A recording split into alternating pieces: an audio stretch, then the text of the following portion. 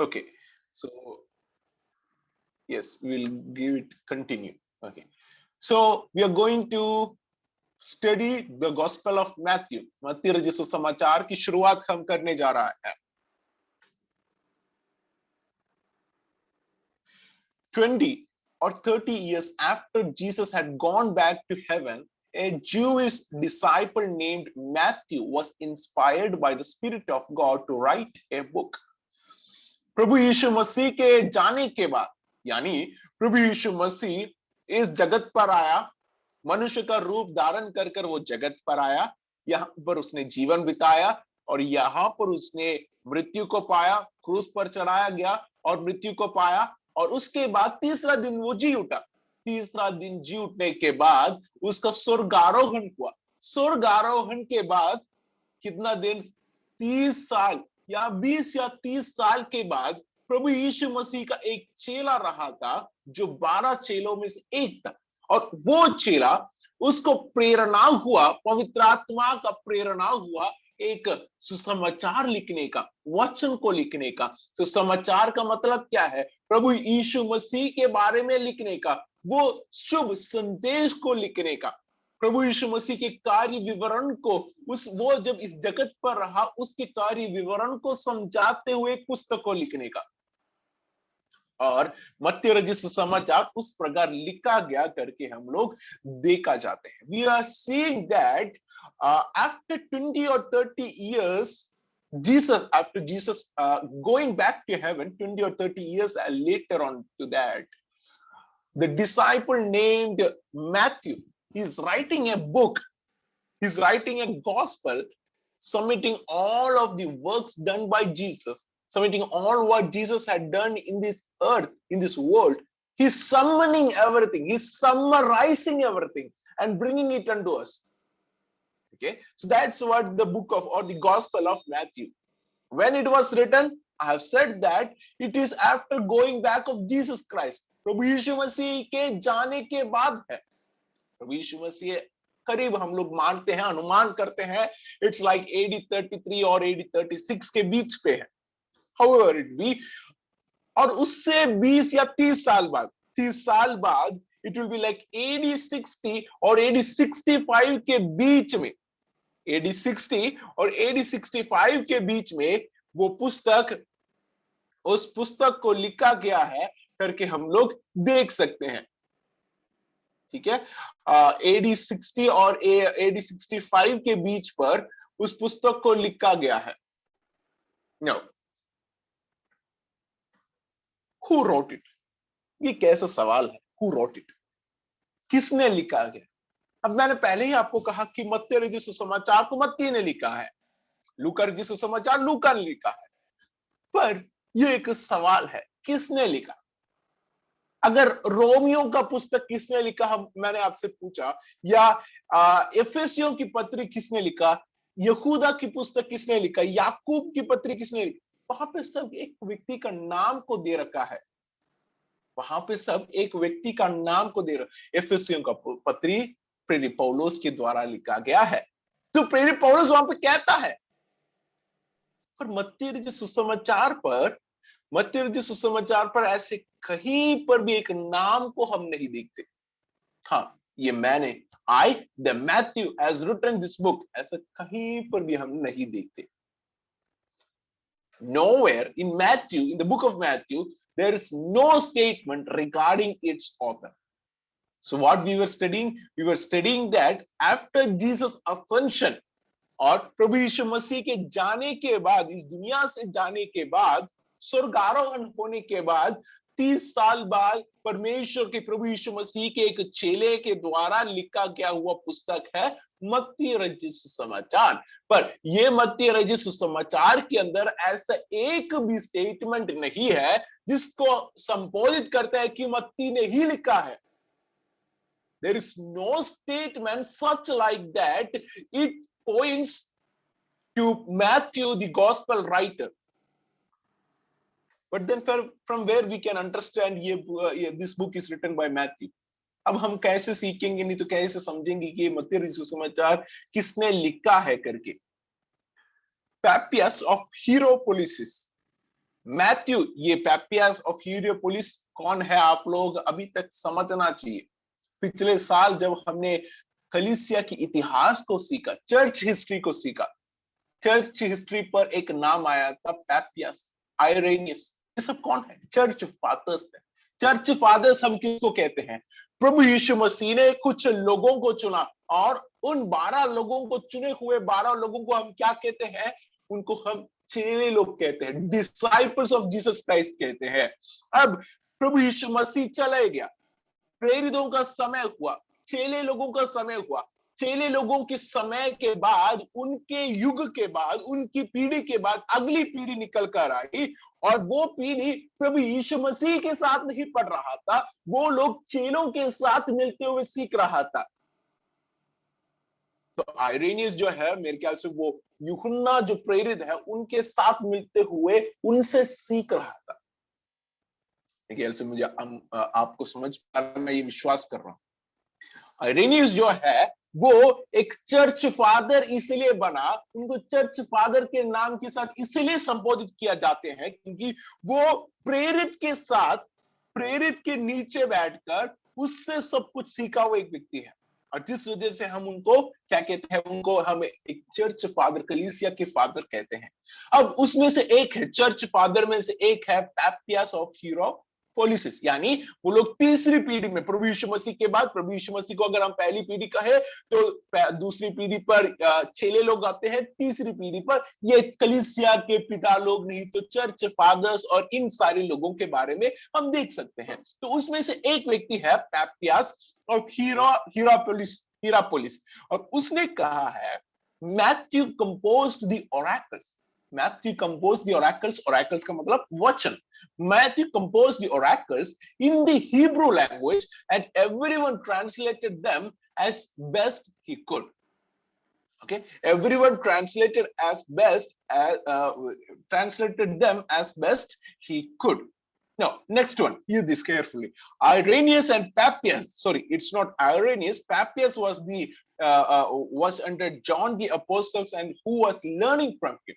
Irenaeus and Papias adds that Matthew was composed while Peter and Paul were founding the church in Rome. अब आइरेनियस और पैपियस कहते हैं कि मत्ती के द्वारा ये सुसमाचार लिखा गया है, जब मत्ती ने जब प्रेरित पत्रोस और प्रेरित पौलुस क्या कर रहा था, वो लोग रोम के जगह पर, रोम के देश पर कलीसियाओं को स्थापना कर रहा था, तब उस समय पर मत्ती रचित सुसमाचार को मत्ती के द्वारा रचा गया है करके विश्वास किए हैं। अब देखिए, और भी बहुत सारे ऐसे कलीसिया के पिता लोग हैं। There are many church fathers who also believes in this fact that it is written by the disciple named Matthew. And in fact, no one mentions anyone other than Matthew as author, nor says we don't know who wrote it. This is the important fact. See, if you ask me who wrote Matthew, the book of Matthew, the first gospel, I would say that it's Matthew. That's normal. मैं अगर आप लोगों से पूछ रहा हूं कि भाई या बहन कि आपको क्या लगता है पहला सुसमाचार किसके द्वारा लिखा गया होगा, आप नहीं कहेंगे कि यूहन्ना द्वारा लिखा गया है, तिमोथी जो प्रेरित पौलुस के साथ जुड़ा हुआ तो उसके द्वारा लिखा गया हुआ है, हम नहीं कहेंगे, क्योंकि हमको ये ऑलरेडी बता के रखा है, हमारे सिर के अंदर पहले से ही है कि ये मत्ती रचित सुसमाचार है, इसलिए हम नहीं बताएंगे किसी और का नाम। हमको बेवकूफ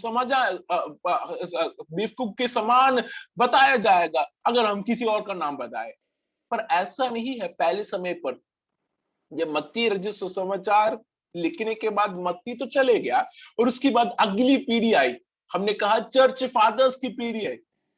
अब उन्होंने जब बाइबल को, नहीं तो इन सबको एक साथ मिला रहा था, नए नियम को वो लोग एक साथ जब लेकर आ रहा था, उनके बीच में ऐसे एक संकट ही नहीं था कि ये पुस्तक किसने लिखा है, अरे ये पन्ने तो हमने देखा ही नहीं है, ये किसके द्वारा लिखा, ये क्या यूहन्ना के द्वारा लिखा? नहीं नहीं नहीं, ये मत्ती के द्वारा लिखा गया हुआ है। इसके बारे में एक तर्क उनके बीच में नहीं था। मैं जो बोल रहा हूं आपको समझ पे आ रहा है, मैं ये विश्वास कर रहा हूं। इस पर मैं ज्यादा बल इसलिए दे रहा हूं क्योंकि मत्ती रचित सुसमाचार पर ऐसा एक भी शब्द नहीं है जिसको संबोधित करते हैं कि मत्ती के द्वारा मत्ती रचित सुसमाचार लिखा गया है करके। और इसलिए हमको बाहर से नहीं तो बाहर चर्च फादर्स कलीसिया के पिता लोगों के शब्दों को लेते हुए हमको सोचना पड़ेगा, समझना पड़ेगा ये पुस्तक किसके द्वारा लिखा गया है करके। ठीक है, now to whom it is written, ये किसके लिए लिखा गया होगा, ये पुस्तक किसके लिए लिखा गया और क्यों लिखा गया होगा। It is written or it was writing for Jews, उसने यहूदियों के लिए लिखा गया था। ठीक है, first he wanted to show the unbelieving Jews that Jesus is the Messiah. पहली बात उन्होंने यहूदियों के लिए लिखा गया था और ये अविश्वासी यहूदियों के लिए लिखा गया था, उनको बताना था, उनको समझाना था कि ये मसीहा, ये यीशु ही मसीहा है। मत्ती के समय पर इस्राएल के लोग मसीहा को ढूंढते हुए बैठ रहे थे। They want the Messiah to come at that time, at their generation, and they were all looking for the Messiah. सभी लोग मसीहा की ओर देख रहा था और मसीहा नहीं मिला। अब क्या हो रहा है, अब मत्ती रचित सुसमाचार पर मत्ती उनको समझाता है कि जो यहूदी, जो मसीहा को तुम लोग ढूंढ रहे हैं, वो मसीहा प्रभु यीशु मसीह ही है। और उसके जीवन के द्वारा और उसने पूर्ण भविष्यवाणियों को पूर्ण करने के द्वारा, पुराने नियम के भविष्यवाणियों को, भविष्यवक्ताओं के शब्दों को पूर्ण करते हुए मसीहा के हर एक गुण को प्रभु यीशु मसीह ने हमको समझाया है, हमको दिखाया है, उसके जीवन से प्रकट होता है। इसको समझाने के लिए, यहूदियों को समझाने के लिए मत्ती रचित समाचार लिखा गया है। दूसरी बात, Matthew wrote to encourage Jewish believers. यहूदियों को वो यहूदी विश्वास, अब यहूदी अविश्वासी है। यहूदी अविश्वासी कौन है? जो मसीहा पे विश्वास नहीं करते। यहूदी विश्वासी कौन है? जो मसीहा पे विश्वास करते, प्रभु यीशु मसीह को अपना उद्धारकर्ता स्वीकार किया है। अब उन लोगों के लिए जो मसीह पे विश्वास करते हैं, उन लोगों के लिए वो एक प्रेरणा, नहीं तो वो उनको समझा रहा था, प्रोत्साहित कर रहा था। किसके लिए प्रोत्साहित कर रहा था? हम जानते हैं प्रभु यीशु मसीह को क्रूस पे चढ़ाने के लिए सबसे आगे रहा हुआ लोग रोमी लोग नहीं था। Romans were not the people who were in the initial, who were in the front row, in the front line to crucify Jesus. It was who? It was Jews. यहूदी लोग था आगे, प्रभु यीशु मसीह को क्रूस पे चढ़ाना है, ये उनका शब्द था, उनका इच्छा था। अब जब विश्वासी लोग प्रभु यीशु मसीह पर आया या प्रभु यीशु मसीह पर विश्वास किया, उनके जीवन पर संकट होने लगा कि अब हमारे साथ क्या होगा। हमने प्रभु यीशु मसीह पर विश्वास तो किया है, पर हमारे लोगों के द्वारा ही प्रभु यीशु मसीह को सूली पे चढ़ना पड़ा है, तो हमारे साथ क्या होने वाला है। If the Jews had crucified their Messiah, their Messiah and King, what would now become unto them? What would, is God still with them? क्या परमेश्वर उनसे अभी भी प्रसन्न करते हैं या नहीं? At this point, Matthew had a word of encouragement, for though their act of disobedience would bring judgment on that generation of Israelites, God was not through with his people. His promised kingdom would yet be instituted with his people at a future time. In the meantime, however, believers are responsible to communicate message of faith in Messiah as they go into all the world to make disciples among all nations. अब यहाँ पर जब उनके जीवन पर एक संकट है कि हमने जब मसीहा को क्रूस पर चढ़ाया है, जब मसीहा को हमने क्रूस पर चढ़ाया, तो हमारे साथ परमेश्वर प्रसन्न है, हमारे साथ परमेश्वर खुश है या नहीं, उसके बीच पर उनको संकट हो रहा था। और उस संकट के बीच पर मत्ती रचित सुसमाचार, मत्ती उनको प्रोत्साहित करता है कि तुम्हारा जो विपरीत, नहीं तो अनुसरण करने का बहुत बड़ा नतीजा हुआ। क्या नतीजा? तुम्हारे ऊपर न्याय किया गया, क्या है न्याय? तुम्हारे न्यायानुसरण करने की वजह से प्रभु यीशु मसीह का जो राज्य तुम्हारे बीच पर स्थापना की जानी चाहिए थी, उसको अब एक भविष्य के लिए रख दिया गया है। The kingdom which should be established among you at this point of time is kept for the future. Are you getting me? That was the judgment, or that was the judgment upon that people. That was Matthew was saying unto them. Now this promised kingdom would be instituted with his people at a future time. In the meantime, अब इस बीच पर जब भविष्य पर परमेश्वर के राज्य, प्रभु यीशु मसीह के राज्य की स्थापना और इस समय कर बीच पे तुमको क्या करना है? तुमको देश देश पर जाते हुए प्रभु यीशु मसीह के समाचार को सुनाना है और चेलों को बनाना है। You have to make disciples. That's what Matthew wanted to encourage unto them. इस शब्दों के साथ मत्ती जो है उनको प्रोत्साहित करना चाहता था, ठीक है, उनको प्रोत्साहित किया और उनको आगे बढ़ाने के लिए। उनके जीवन पर गलतियां आई, कोई बात नहीं, मत्ती ने बोला कोई बात नहीं, अब तुम्हें क्या करना है? जो तुम्हारी बीच में गलती आई, प्रभु यीशु मसीह को सूली पर नहीं चढ़ा दिया जाना चाहिए था, पर तुम्हारी बीच में गलती तो आई, अब तुम्हें क्या करना है? अब प्रभु यीशु मसीह का ये इच्छा है कि तुम जगह जगह तक जाओ, इस दुनिया के कोने कोने तक जाओ और प्रभु यीशु मसीह के सुसमाचार को सुनाओ और चेले बनाओ। ठीक है, ये प्रभु यीशु मसीह का इच्छा है। इस शब्दों के साथ मत्ती ने क्या किया? मत्ती ने उनको प्रोत्साहित किया।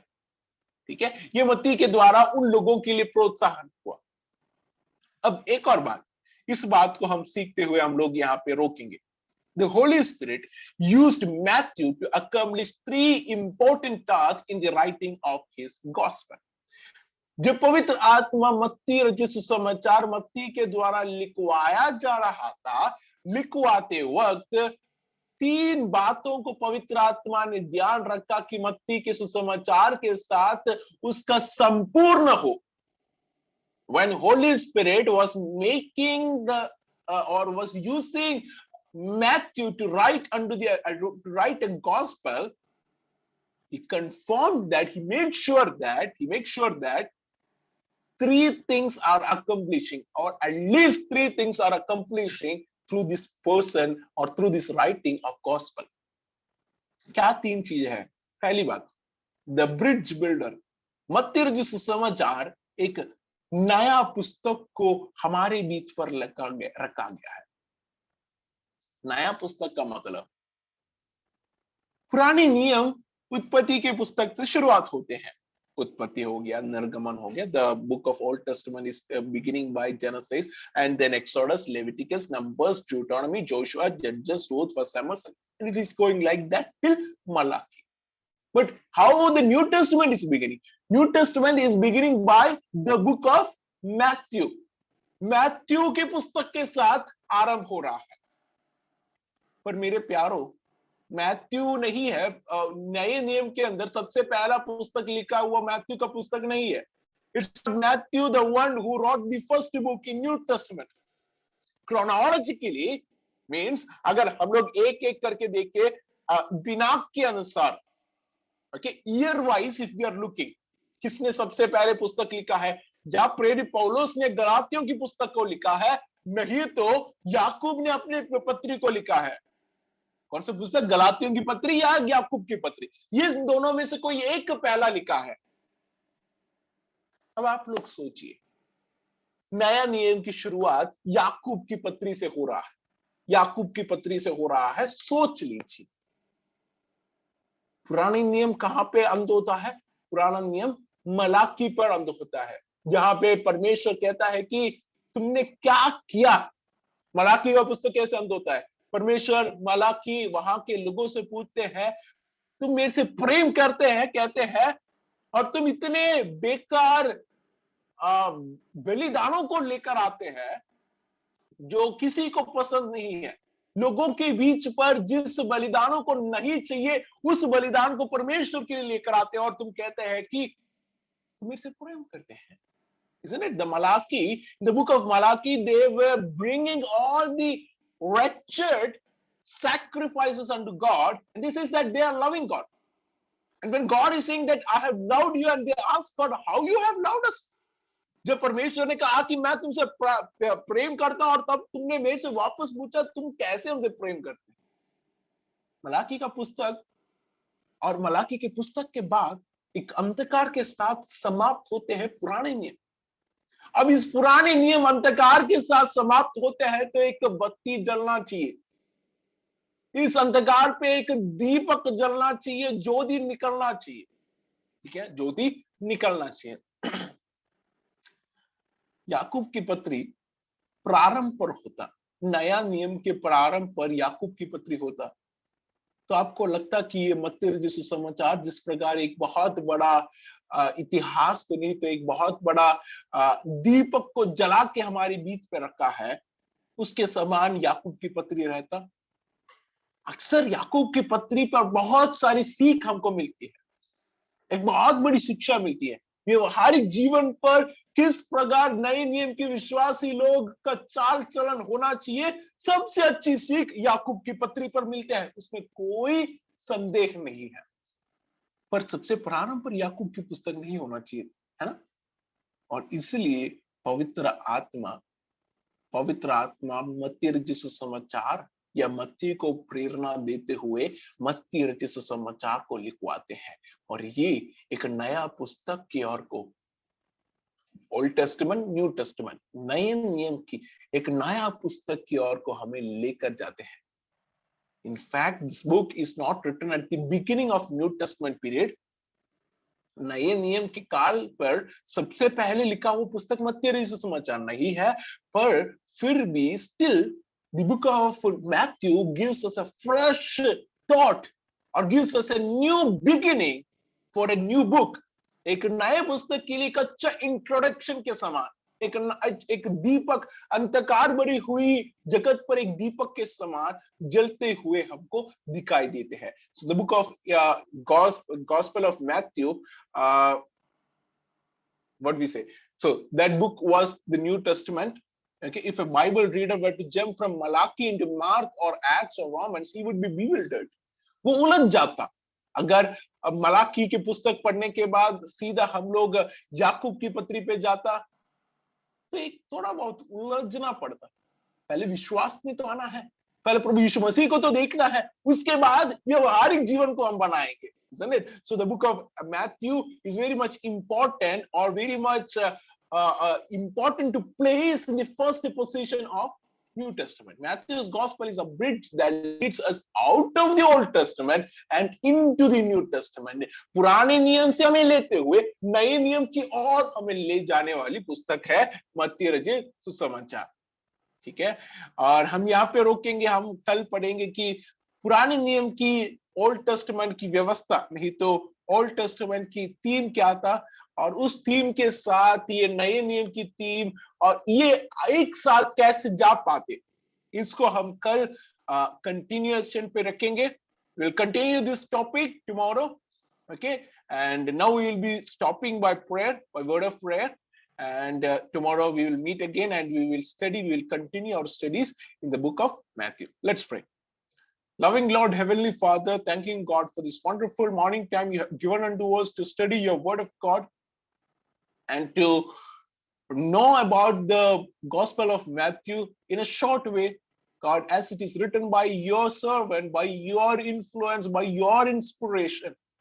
It was so much need and it's so much good enough that it is placed in the first, so that we can understand the better way how to come into Jesus, and through Jesus how we can live.